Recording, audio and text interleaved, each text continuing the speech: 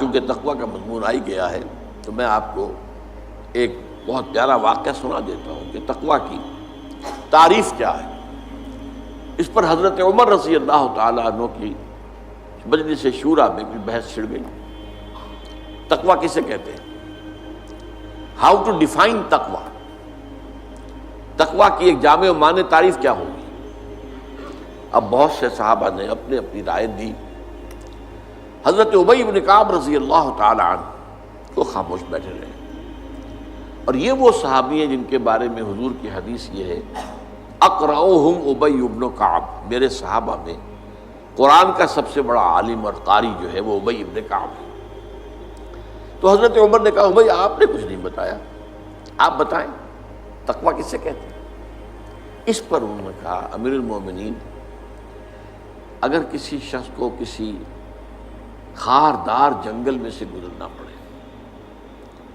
اوپر جھاڑیاں ہیں، کانٹوں دار ہیں، درخت ہیں، نیچے لمبی لمبی گھاس ہے، کوئی پگڈنڈی بھی بنی ہوئی نہیں ہے کہ جو راستہ نظر آ رہا ہو، کیا پتہ کہیں گھاس کے اندر کوئی سانپ کنڈلی مارے بیٹھا اور آپ کا پاؤں اس پر پڑ جائے۔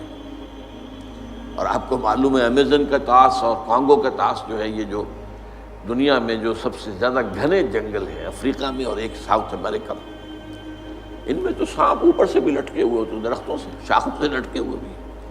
اب کسی کو گزرنا ہو تو کس طرح پھونک پھونک کر قدم رکھے، دیکھ دیکھ کر، چوکن نہ ہو کر، اچھی طرح احتیاط سے۔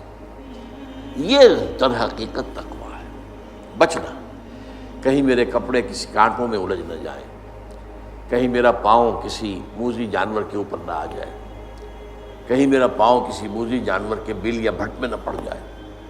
اب اس طریقے سے پھونک پھونک کر، جس کو ہم کہتے ہیں محاورے میں پھونک پھونک کر قدم رکھنا، اور پوری طرح چوکس اور چوکنے ہو کر راستہ طے کرنا، یہ تقویٰ ہے۔ اس پہلو سے در حقیقت یہ زندگی جو ہے یہ بھی ایک سفر ہے، جس کے لیے حدیث ہے حضور کی، کن فی الدنیا کانک غریب و عابر سبیل، دنیا میں ایسے رہو جیسے کہ تم اجنبی ہو۔ یہ بہت قابل غور ہے معاملہ۔ اصل میں ہم دیکھتے ہیں عام لوگوں کی دلچسپیاں کیا ہیں، عام لوگ کدھر بھاگ رہے ہیں، کدھر دوڑ رہے ہیں۔ سب کو دنیا کی پڑی ہوئی ہے، بہتر سے بہتر مکان، عالیشان سے عالیشان محل، نئی سے نئی کار، اعلیٰ سے اعلیٰ کار۔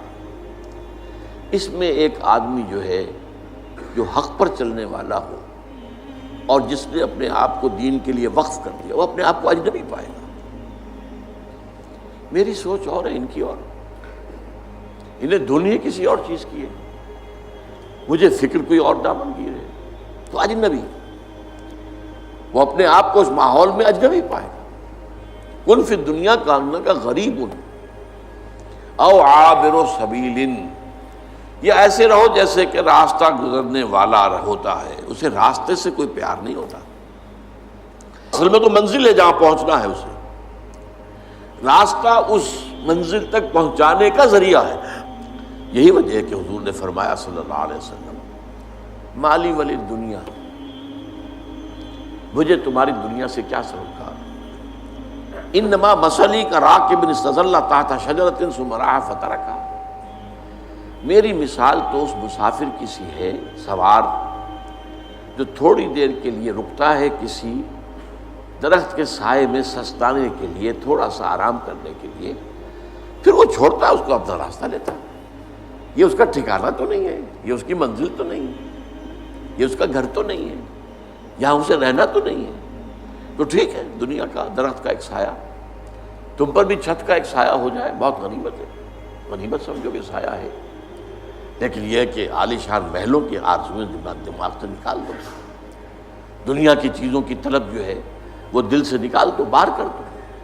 جس کو کہتے ہیں کہ یہ جیسے ہے جیسے کہ سمندر میں کشتی جا رہی ہے، سمندر کشتی چل رہی ہے پانی پر، لیکن اگر یہ پانی آ گیا کشتی میں تو ڈوب جائے گی۔